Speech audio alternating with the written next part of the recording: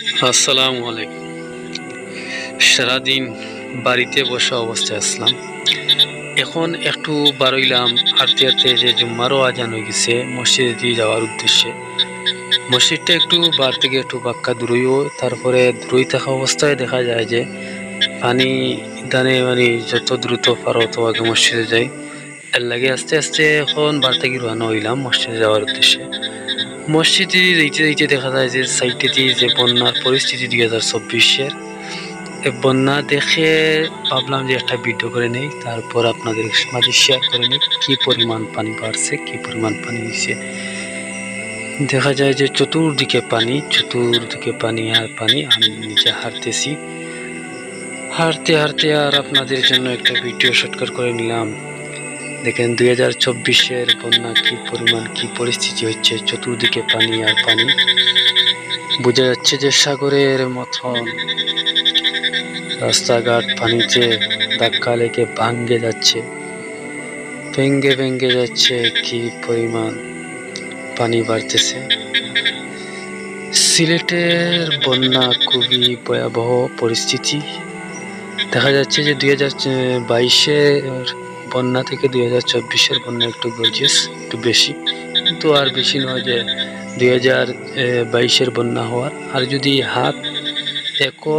একদ হাত যদি বেড়ে যায় পানি, তাহলে বোঝা যাবে যে 2022-এর বন্যা হয়ে গেছে। এই দেখেন চতুর্দিকে পানি। মসজিদের দিকে উদ্দেশ্য করলাম মসজিদে যাওয়ার জন্য।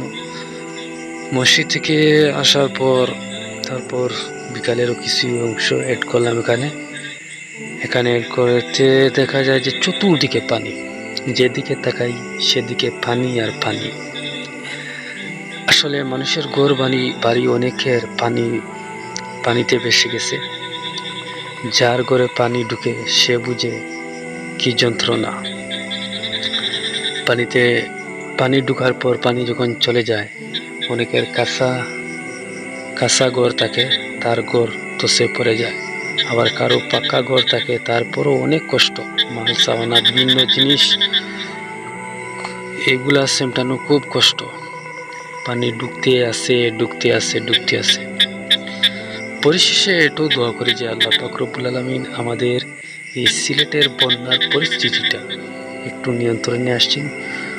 2 দিন যাবৎ বৃষ্টি হচ্ছে না, পানি একটু বাড়ছে, তেমন বেশি নয়, হালকা একটু বাড়ছে পানি। দেখতেছেন পানির স্রোত খুব বেশি বেগে পানি ঢুকতেছে। তারপরও আলহামদুলিল্লাহ যতটুকু আছি বহুত ভালো আছি।